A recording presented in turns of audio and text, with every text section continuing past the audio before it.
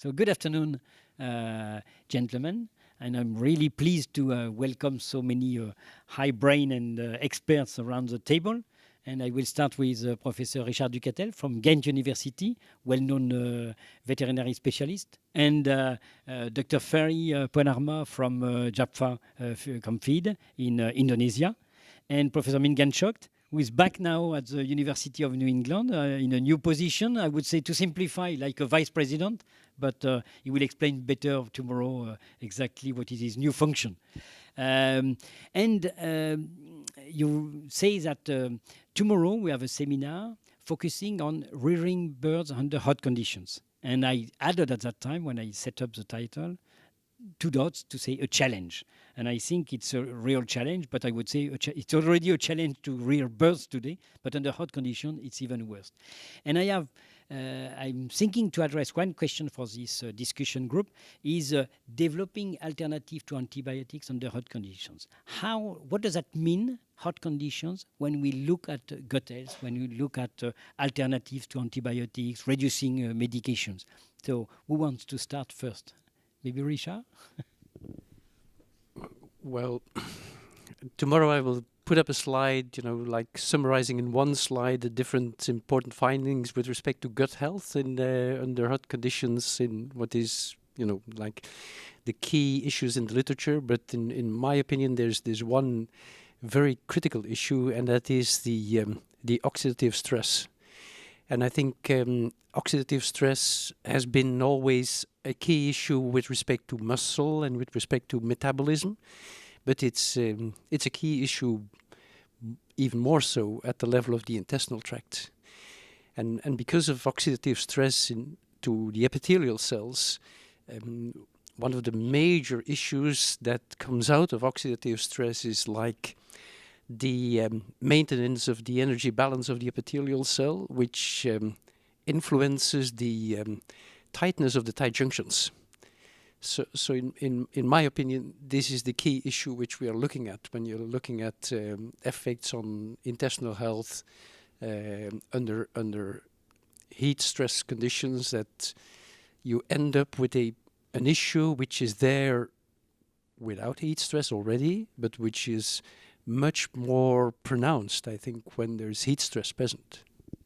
Oh, and maybe Mingan, when we talk about this intestinal, I would say, mucosa and the challenging effect, what about the nutrients arriving and maybe depending on the type of feedstuff we can have and so on, and the digestible level and so on, what could be the effect on that?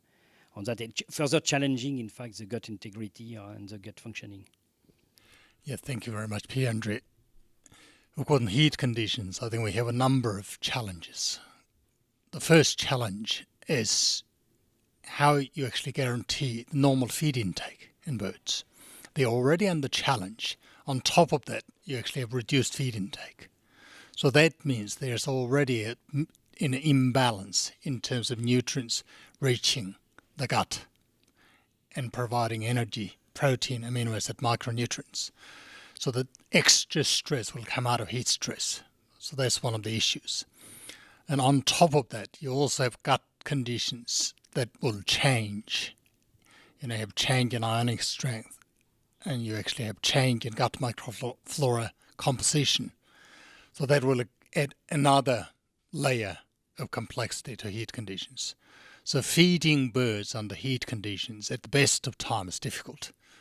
If you actually have suboptimal feed intake, nutrient intake, that will exacerbate heat stress. Yeah. So it's a big issue. So looking back at the field and to say, okay, what should I do now, Dr. Ferry? And obviously, we talk already about heat stress, but regarding the big challenge you are facing today, removing antibiotic growth promoter, for instance, and reducing the medications, and taking into account, the problem of feed intake, the problem of oxidative stress at the gut level, how can you manage all of that? Okay, before I get into that point, I'm going to make everything worsen. Why? Because if you are in the developing country, like Indonesia, you have already heat stress. But on top of that, the biosecurity is very bad. So there you are, you have a leaky gut. Your gut integrity is deteriorating. And then you pull out your AGP, you pull out your anti-coxy, on top of the heat stress. So make everything is worse. So that's the situation now, because per 1st of January this year, I cannot use antibiotic as an AGP, and the usage of anti-coxy, both for the chemical or ionophore, are controlled by the government. So I will just give you a picture how hard it is. It have an impact on the poultry production in Indonesia, especially in the equator area like Thailand and things like that. Probably, they will experience the same thing. So, it's just like, it's just like, a bomb, being dropped, because of, because we have the heat stress. Most of them, it's open houses because the lack of the capital. But now they are pulling off these two drugs that I used to use, to overcome partly the bad effect of the heat stress. So in fact, heat stress is only part of the stress. Exactly. But you are putting even more stress at the animal level. Mingan, you wanted to add something? Yeah, I just wanted to add, I think it's very, very difficult situation. You had this tool called antibiotics, actually removing a lot of these issues and subclinical challenges, contamination from feed, and all sorts of issues are addressed when you have antibiotics. Suddenly, when you move them, so because in the tropical conditions you have the feed, storage is probably not very good, moisture levels high, the contamination by microorganisms for your feed ingredients would be high as well. So actually feeding these sort of ingredients to your feed, to your birds, which were housed in probably not a very good housing conditions either. So you have feed intake issue, one, then you have contamination, added contamination, maybe other subclinical conditions. So the challenge will be enormous. More and more challenge, and more and more challenge also to find solution, to find how to compete, I would say, or to compensate with the ban of the antibiotics, the medications. So should we relook at the different solutions depending on the environmental conditions, even if we have not found everything yet? Well, of course, I fully agree that the challenges are enormous. But I'm a very positive thinker. I believe in the future. So I think there are a number of positive and potential alternatives, like available partly today, and that will become available in the next couple of years. That will definitely help us. And I think we are sort of in a position now. Well, I want to come back to to the European situation, because that's what I'm familiar with. When the EU decided from one day to the other to stop the use of antimicrobial growth promoters in 2006, everybody told us this is the end of poultry production in Europe. Simply, that's the end of it. And it turned out that it is possible to do without. And I think in the meantime, we have had 12 years of experience where we can build on, and which has helped us to not only cope with the situation, but also give new perspectives. And I truly believe that the solutions will come, but this is a transition period, which is extremely difficult, I think. And looking at the solution, should we focus more on some part of the mode of action, I would say? For instance, you talk about inflammation, immune system, gut integrity, tight junction, for instance. Should we look at solution directed on some of this mechanism, I would say, more? Instead of looking at just, I want to replace antibiotic and want to have a global solution. Yes.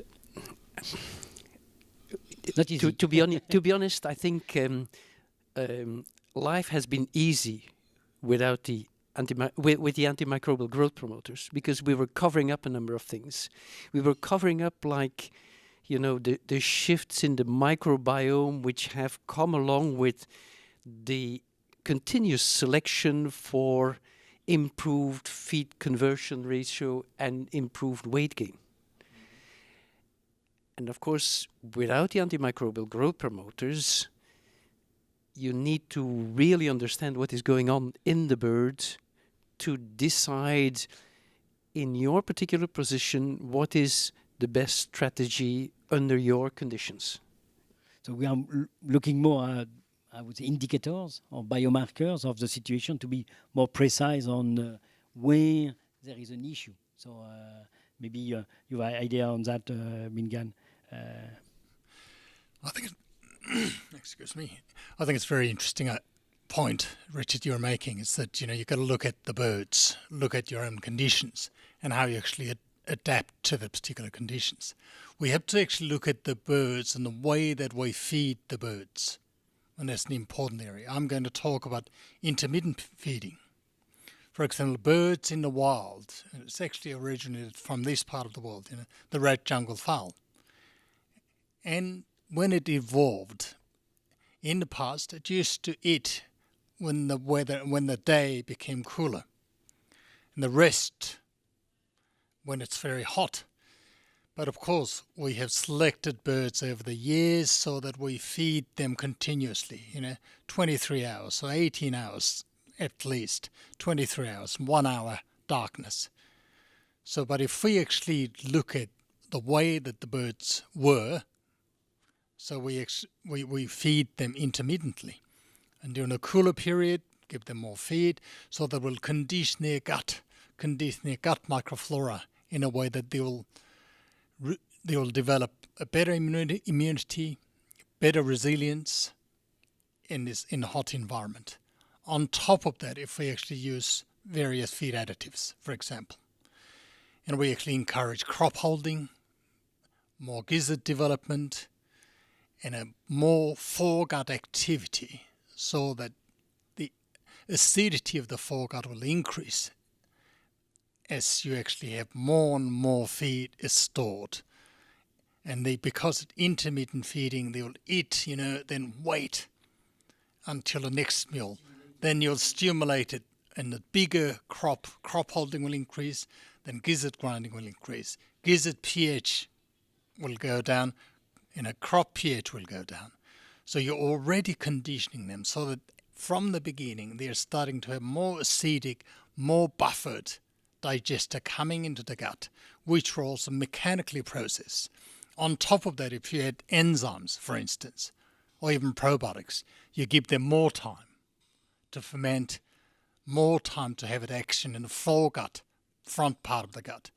If some action happens right at the end, you know, of the birds, that's already past the intestine, some of the damages may have already occurred in the front part of the gut. Then you may not actually take full advantage of what you're trying to achieve. So, and in practice, you think, Dr. Farid, that it's possible, in fact, this conditioning or preparation of the animal early enough that they will be more adapted after. So conditioning, I would say, when I say conditioning, not acclimation to hot stress and so on, but more conditioning on the feed, on the substrate arriving at the end of the intestine and so on. Okay, let me get back to that, but I would like to comment like this. Do we really believe that when we solve a non-nutritional problem through nutrition, cost-wise? That's my question. Because like the heat stress combined with the AGP and coccidio start burning, it's very, very strong heat. Yes, now because there is nothing we can do, we have to do something so that the loss is smaller. But when I get that big gain, you know, with that cost, is that still wise or not? That's number one. Number two, back to your question, I think it is really neat because now we are people talking about early thermal conditioning at early age. That is very neat. Why? because then that is cost-wise, that is it is a very low the cost. And if I could do it at the hatchery level, so the small farmer don't have to do it, that would be perfect. You see, I keep thinking about it. Do I have to solve non-nutritional problem through nutrition? Because it's always cost me. Fine, it will cost me, no problem. But how much do I get it back? It's a good point, Dr. Ferry, about that. We often use nutrition approach to say, okay, it's one way of the solution. We don't say under hot conditions the solution is nutritional, but at least you try to better manage the bird, better manage the climate at the bird level, and so on. But the only thing very often it's easy to spread in the different farms and so on. It's through the nutrition. But maybe, Richard, you have a comment on that? Maybe we should not be too concentrated on nutrition? Well, I fully agree. Of course, it's a combination of things, and there's management things management measures that need to be taken both at the farm and in the hatchery. And indeed, you probably came across the work of Eddie de Kuiperen, who worked on programming birds and with the thyroid hormone and the effect on tolerance to heat during the incubation periods. So that's definitely a way that will help. But I suppose that you need the combination of different measures. It's clear that that also from the nutrition side, something will have to be done when you take out the antimicrobial growth promoters. You are going to talk about that, and we have already talked about, I would say, feeding the birds or the bugs. Maybe it's an important issue to consider not only the animals, the chicken, in terms of energy, amino acid, and so on, but also on the substrate required by the microbiota to be to develop correctly, to play its role. So maybe Mingan, you have an idea about that. Well, Dr. Ferry's right about it. I think there are many costs, but as Rich said, this particular issue is already dumped on us. You said it was like a bomb dropped on you. Suddenly said, okay, today you're using antibiotics, tomorrow you can't use it. So how are you going to deal with it? Well, feed is definitely one of the large parts of the equation. Management and housing, husbandry, there are many, many issues in there. So we are obviously talking about feed here. So one of the things that you're talking about now, what you said is that how you're going to condition the birds through feed or management or hatcheries so that the birds will be able to deal with hot conditions well and eat the feed and digest the nutrients, and then develop resilience to various diseases. And at the end of the day, we still need to have a poultry production. We need to have chicken. The world cannot go on without having chicken. That's And a it's good conclusion. It's an extremely important protein source, Yeah. and it's probably the largest.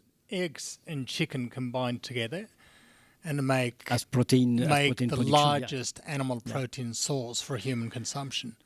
And it's also it's very low on global warming potential. Yeah. And you can use a small space to produce a lot of chicken. Less water than other Less species water, and so on. etc. Everything is going for it. So we need to find solutions to help our animals. Yes. Okay. Now I'll just give you a picture. The broiler production in Indonesia, whatever, the poultry. For example, broiler. If we could close the house, I could get the performance of European index 460, 450 easily. When you close the house. So the problem in developing country is that we don't have enough capital. But That's the problem. Yeah. But that may be The also capital a balance. means here is the scarcity of the electricity. modifying the open house to become a simple closed house is not cost too much, $15 per square meter. But the big cost is getting the electricity. That's the problem. So that's why in our company now, what we do is we collect, we invite some financing company, the bank or whatever, sit down together between the feed mill, the integrator, and the bank, and also the farmer. So the capital will be covered by the finance company, and then we do the contract farming with them. I think that's the easiest to go. Remember, I could get 450, 480 broiler index easily at 35 days make sex. Mm-hmm. Of course, if you actually house the birds in an air-conditioned house or well-ventilated house, it's no longer a challenge, heat stress challenge anymore. It's the same all world over. So I think what we are discussing now, so totally agree with you. I think that would be the best solution. So if you actually give tunnel ventilator sheds set up everywhere, then you're solved. Large part of the problem. If you look at solved. sustainability, would that be the most sustainable way, in fact, to produce like in thermoneutral countries, I would say? Or is it better to help the animal to face the issue of the hot conditions and hot and humid conditions and so on? Well, that's an interesting question. I mean, that's the scientific challenge. I think that's, it's because large majority of the farmers in Indonesia or some other countries, they will not be able to get the financing. They will not be able to close the housing, etc. Otherwise, feed formulation is more or less the same either in Europe, Australia, or Indonesia. You're as good as any other nutritionist in the world in producing the feed. But the environment, the macro environment, is the issue that we're talking about. So if you remove the housing conditions, exposing birds to heat stress, then how can we alleviate the impact of heat stress on birds, through like nutrition and other means? So that's a very interesting question. Yeah. Do you think, to go back to the looking at reducing the medication and so on, do you think that the ban of antibiotic in these countries now, more and more worldwide, and particularly in hot conditions, is more challenging than in our condition? Because, as you said, in Europe, it appeared impossible years ago, and now people say, okay, that's a normal life, and we are able to compete or to produce. Do you think that it's a bigger challenge, or as optimistic you are, we will find a solution? I can't talk about the economical aspects or the costs of either type of solution, but it's definitely the case that there are still ways to use additives in feed that help and that support the bird in like tolerating heat stress. That's clear. Whether or not that's economically the most attractive road to go, you are the person to give us the answer, I suppose. So, if you want to make maybe a message to conclude this little discussion, because I think it's very interesting, because now we are even going further to say, okay, how should we produce chicken and so on? No, I still do believe that we have to find a way, because this will take a time to convert that open house to become a closed house. Take a time. But, when we are taking that time, they are losing the performance. So we have to do something. We have to do something. So what I'm trying to say is, if I put $1 in it, how much can I get it back?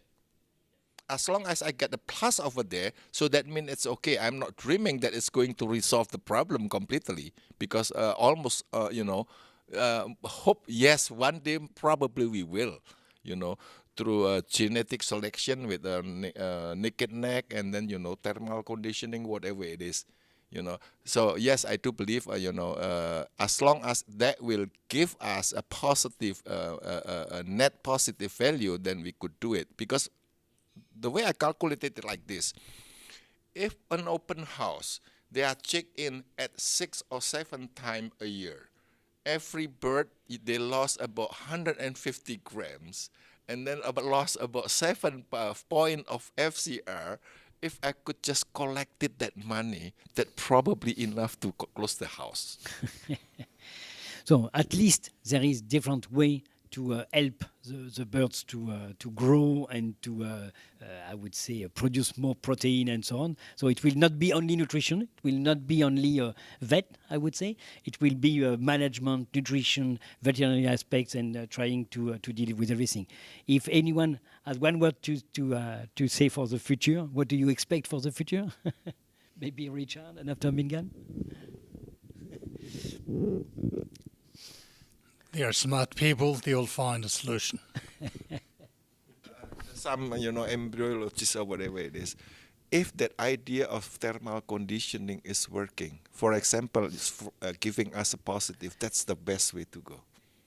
You will see tomorrow. I think we have a good presentation. Because on that then too. if you could do it in the hatchery, for example, you just manipulate the hatchery, and then, remember, the farmer in Indonesia is less educated. It's a very low. If you can thing. concentrate the way those kind to of thing improve, that for me, okay, this is it's just let's the feed mill, let the breeder doing it instead of the farmer doing it, and then this is just simply increasing the temperature at the 4 days or at 2 days before hatch or whatever it is. Those kind of things that I could see that it will be more helpful. So they will be excited tomorrow. The lady Anne Collin presenting this topic on early conditioning and so on will be excited to see that some people from the field say that it's possible to use it, because what we are often facing in universities and so on is people say yes, it's nice, you know the mechanism and so on, but how to make in practice. But if you say effectively at the hatchery, you can manipulate, and that could be sprayed more easily than changing at the farm. That would be good. So I would say with these little words, I think we can close the debate this afternoon, but I'm sure it's just starting the debate for tomorrow. Thank you very much.